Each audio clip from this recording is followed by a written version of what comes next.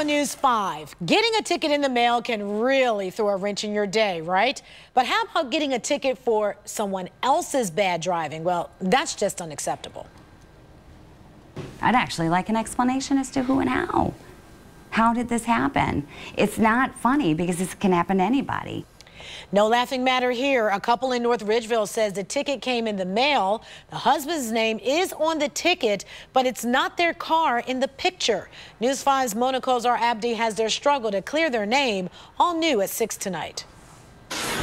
It was at this intersection the image on the red light camera ticket was captured. The only problem is the family whose name is on the ticket lived 30 miles away and never drove through the intersection. Addressed to her North Ridgeville home, and much to her surprise, Cherie Cieszynski had a notice from East Cleveland waiting in her mailbox. First off, I thought it was my son. Poor kid. What are you doing in East Cleveland? He's so much in trouble. The red light camera ticket stamped with a $95 fine. At that point, I'm like sitting here going,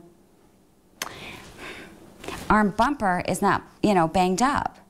We have a new car. I mean, it's brand like new. So I'm like, that's interesting. She also noticed the Nissan pictured here on the ticket had temporary plates, which she says the family's Nissan did too until they replaced it in August. Did somebody steal our temp tag out of the garbage? So I'm like, somebody's driving around with our temp tag? But when the North Ridgeville police took a closer look, they discovered the issue.